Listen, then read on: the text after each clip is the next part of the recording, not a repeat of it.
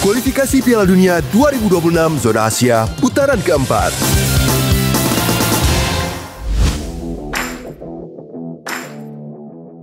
Timnas Indonesia bakal menghadapi tantangan besar saat bertemu Arab Saudi pada laga perdana round 4 kualifikasi Piala Dunia 2026 Zona Asia pada malam dini hari nanti. Di fase keempat ini hanya juara grup yang berhak melaju langsung ke Piala Dunia 2026. Tim peringkat kedua masih memiliki peluang lewat ronde kelima, sedangkan posisi ketiga akan tereliminasi. Karena itu duel kontra Arab Saudi menjadi laga krusial bagi Indonesia dalam upayanya menembus putaran final untuk pertama kalinya sepanjang sejarah. Indonesia memiliki kenangan manis dalam pertemuan terakhir kontra Arab Saudi pada laga di Stadion Utama Gelora Bung Karno November 2024. Indonesia mencatat kemenangan bersejarah 2-0 berkat gol Marcelino Ferdinand.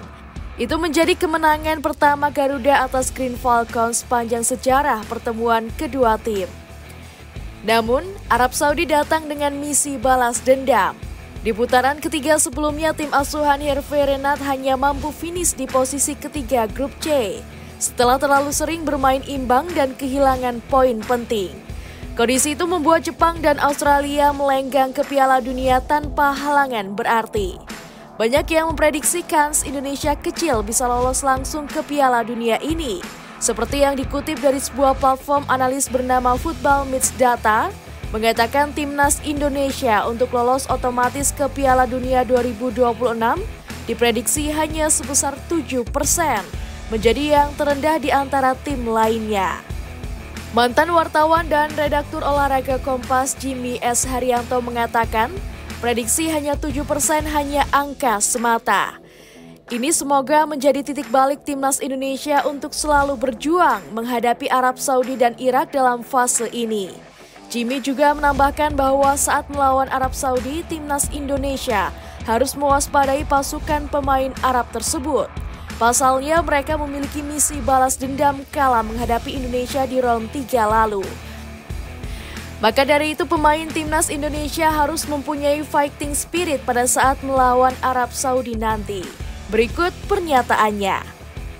Ya nggak masalah kan, malah justru menurut saya sangat menguntungkan, artinya kita menjadi tim underdog ya. Kalau di mana di grupnya Saudi itu grup B ya, itu menjadi tim underdog. Saya kan malah justru sangat menguntungkan itu. Jadi hanya 7% ya. Mereka itu berapa itu 30 atau berapa itu dari kalau Arab Saudi dia ya 31 ya, 30% atau 29 malah.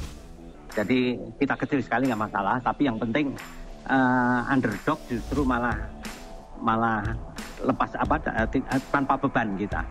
Iya, bisa jadi keuntungan.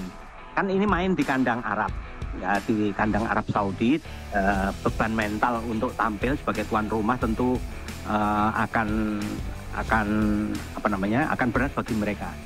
Ini apalagi dengan kalau Ole Romani main, itu artinya dengan duet itu pun bisa akan terjadi sesuatu yang di luar dugaan. Saya lebih memegang Ole daripada Zelstra, kurang tajam sedikit ya. Tetapi kalau dengan Ole itu sudah terbukti dia mencetak gol ya, dan dia memang goal getter ya. Dia betul-betul Ole Romani itu memang yang bagus. Nah sekarang ada ada Jonathan ini yang dari Depok itu, asal Depok itu akan menjadi andalan dari sayap kanan. Sementara di sayap kiri kemarin saya lihat waktu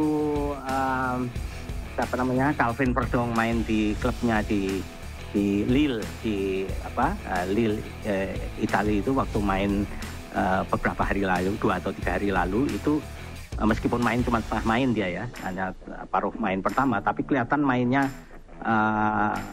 cukup bagus. Setidaknya dia memenuhi persyaratan yang ditentukan oleh Patrick Kluivert bahwa jam terbang untuk main di klub itu cukup Calvin Verdong. Kalau di kanan ada Emil Jonathan ya, sama di kiri ada Calvin Verdong, saya kira cukup komplit dan ini akan menjadi tim yang kuat. Jadi kehilangan satu pemain Marcelino itu bisa diduduki oleh Ole dan juga oleh pemain lain, katakanlah Mauro Zelstra atau siapa lagi.